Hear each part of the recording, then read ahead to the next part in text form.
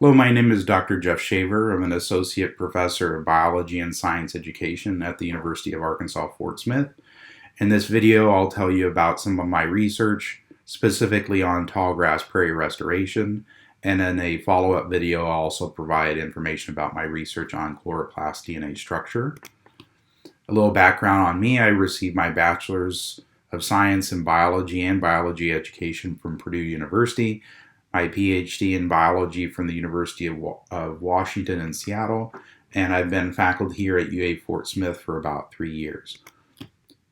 Some of my research on chloroplast DNA that I'll discuss in a later video includes impact that ascorbic acid, vitamin C levels, and desaturase levels have on the maintenance of chloroplast DNA.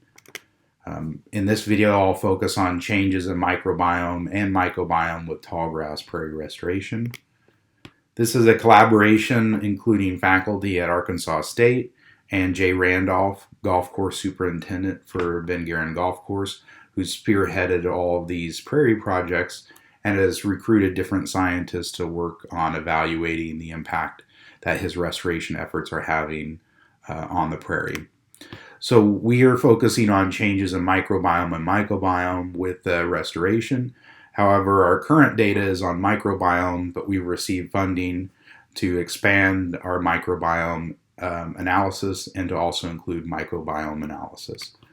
What we're doing is comparing microbiome and mycobiome in soil samples that have been collected from developed prairie, restored prairie, remnant prairie, and virgin prairie, specifically Mazard prairie. In terms of tallgrass prairie, is some of the most fertile soil type. However, only 1 to 2% of tallgrass prairie still remains, and land development has definitely changed prairie soils. In terms of Arkansas, this map shows tallgrass prairies in 1815 to 1840, where today only about 0.5% of prairie remains in Arkansas. Our goal is to determine if tallgrass prairie restoration efforts in the park have resulted in any significant change in soil microbiomes. Methods we've used is soil sampling from different areas, including different soil types, taking total microbial DNA from these soil samples and analyzing it by 16S ribosomal RNA sequencing, and compared by Pearson's chi-square test using phylum counts. So we've initially in our pilot study collected 12 soil samples. On the right here, you can see we took 4 virgin prairie soil samples from Mazard Prairie, including 4 different soil types. In the golf course, we collected 8 samples, 3 remnant prairie samples from 3 different soil types, 1 Bermuda grass sample, 4 restored prairie samples, and then we've also done some preliminary TEDM antibiotic resistance gene analysis, but that will require further work. In terms of sampling, we took soil cores, and about 0.25 grams of each soil sample is used for DNA extractions using a Zymo research kit. We got funding from Arkansas Inbred to be able to purchase loop genomics kits, and also to pay for services at Children's Research Institute to create our libraries, to sequence the DNA, the 16S ribosomal RNA DNA, and for loop genomics to provide some bioinformatics support. In terms of how the kit works, each DNA molecule within the DNA extractions is barcoded prior to amplification. During amplification, the barcode gets distributed within the DNA. Then you sequence the segment next to each barcode and then assemble. So take the short reads that share the same barcode, combine them algorithmically to be able to get a full-length molecule. So the loop-seq 16S long read kit that was utilized provides a long read, so it includes all 9 variable regions within the 16S ribosomal RNA gene, which allows for species classification of high resolution, as well as quantification. Our initial pilot study, we compared pooled samples for virgin versus remnant restored. We also collected some campus samples. The reason there's no developed sample is because the single sample we had, we weren't able to get sequencing results for. Also, you can see we're comparing the abundance of 16S ribosomal RNA sequence counts across just 9 phyla. That's because these 9 phyla represented about at least 97% of all the total sequences that we got for this study. So you can kind of see some trends. So if we look at proteobacteria, you can see that there's a decline in some abundance from the virgin prairie to the restored.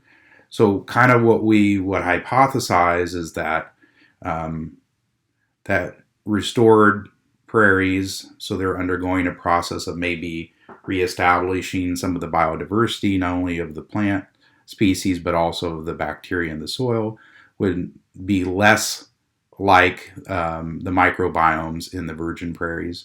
And we kind of see across the different phyla that the abundances for remnant prairie are closer to those of virgin prairie versus restored.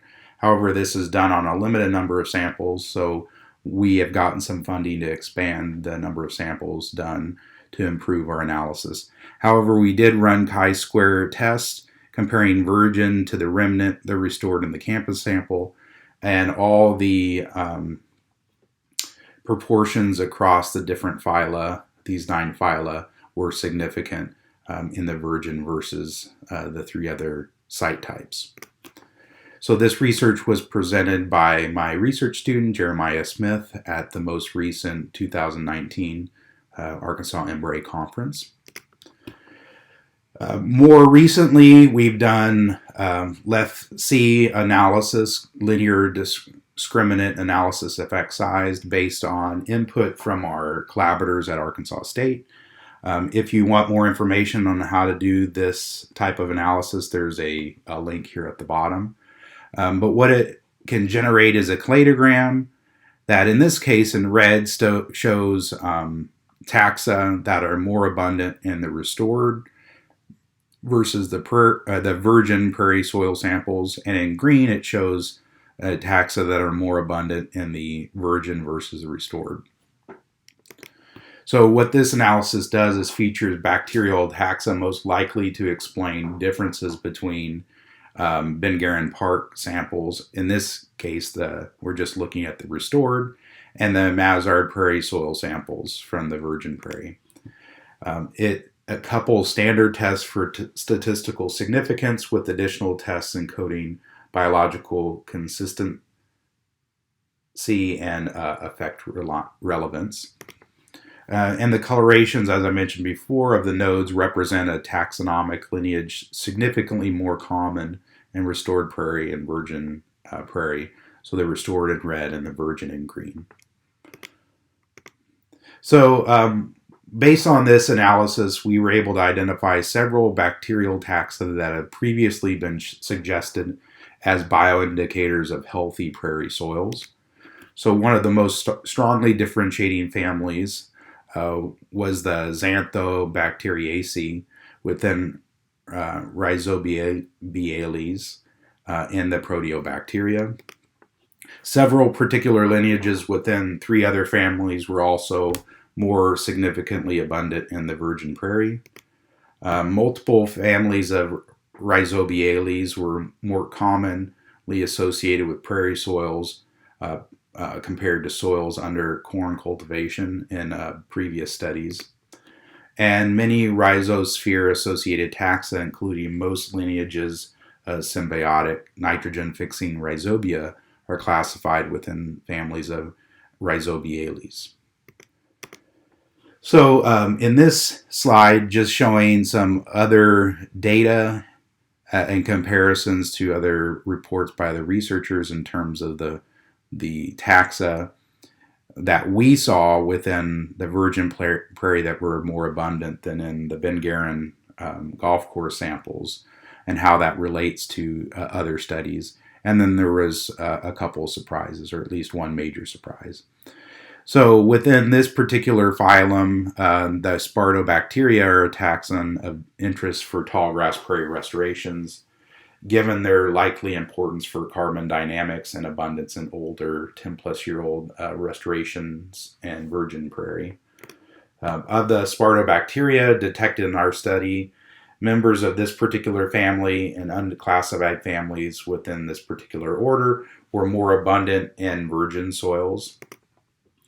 In this family, lineages detected were almost similar to Candidatus that are endosymbionts of soil nematodes.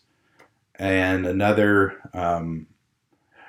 Verocomicrobial taxon, this particular class were slightly more abundant in our study in restorations compared to virgin prairie, which is consistent with other their higher abundance in early restorations and decrease over time in older restorations that was determined by a previous study. But surprisingly, we found that nitrospirales were more common in virgin soils than restored prairie soils. And these are involved in nitrification and were more abundant under corn cultivation and than virgin prairie in a previous study. So finding them of higher abundance in the virgin versus restored was a bit of a surprise. So our initial sampling reveals our ability to distinguish microbiome of restored and virgin prairie soils and to identify key taxa. Our next step is to utilize funding to do quarterly soil sampling and do both microbiome and mycobiome analysis. And again, I want to acknowledge our collaborators at Arkansas State.